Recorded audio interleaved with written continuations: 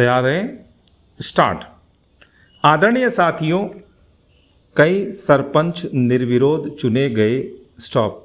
अनेक चुनाव के बाद जीतकर सरपंच बने। स्टॉप।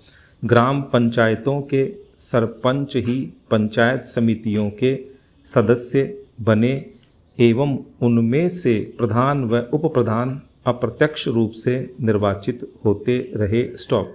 सब पंचायत समितियों के प्रधान, सांसद व विधानसभा सदस्य जिला परिषद के सदस्य बनते रहे। स्टॉप। उन्हीं में से जिला परिषदों के प्रमुख व उप प्रमुख चुने जाते रहे हैं। स्टॉप।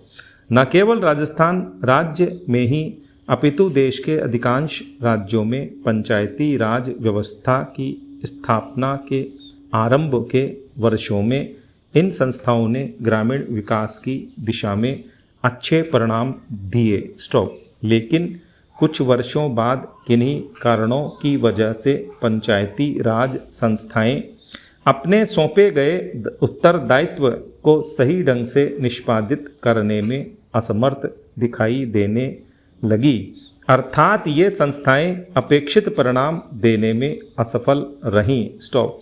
इसका सबसे बड़ा कारण इन संस्थाओं के पास वित्तीय साधनों की कमी रही। स्टॉप। साथ ही अधिकांश राज्य सरकारों ने पंचायती राज संस्थाओं के चुनावों में भी अधिक रुचि नहीं ली। स्टॉप। पंचायती राज संस्थाओं को अधिक गतिशील बनाने हेतु अशोक मेहता कमेटी ने सिफारिश की कि विकास कार्यक्रमों एवं योजनाओं को क्रियान्वित करने की जिम्मेदारी जिला परिषद की हो। स्टॉप।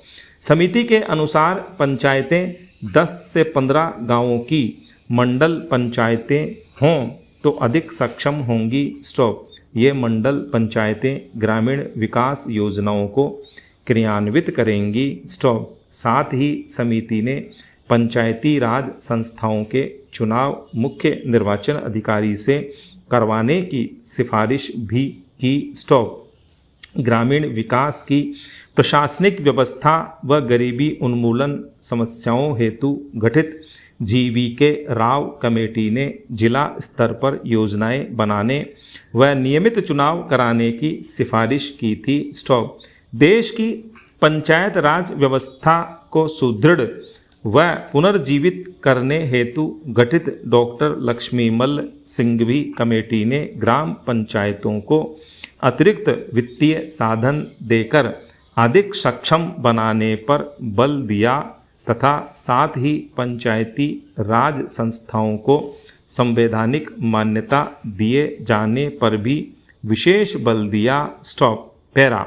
देश में पंचायती राज संस्थाओं की बिगड़ती हुई स्थिति को ध्यान में रखते हुए पूर्व प्रधानमंत्री श्री राजीव गांधी ने पंचायती राज ढांचे को सुदृढ़ बनाने की कल्पना की थी और उन्होंने पंचायतों को अधिक अधिकार सौंपने तथा महिलाओं और कमज़ोर वर्गों की इन संस्थाओं में अधिक से अधिक भागीदारी देने की परिकल्पना की थी। स्टॉप।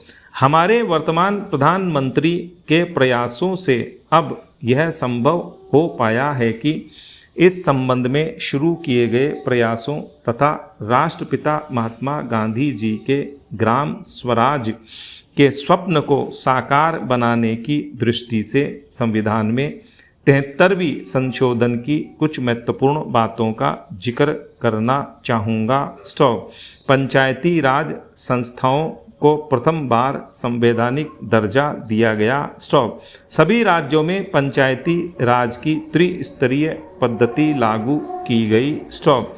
लेकिन जिन राज्यों की जनसंख्या 20 लाख से कम है वहाँ बीच के स्तर की इकाई गठित करने की मर्जी राज्य सरकारों पर छोड़ी गई है। स्टॉप। ग्राम सभा को वैधानिक दर्जा दिया गया। स्टॉप। हर 5 वर्षों में अनिवार्य रूप से चुनाव होंगे। स्टॉप। चुनावों की व्यवस्था एक स्वतंत्र चुनाव आयोग करवाएगा। स्टॉप।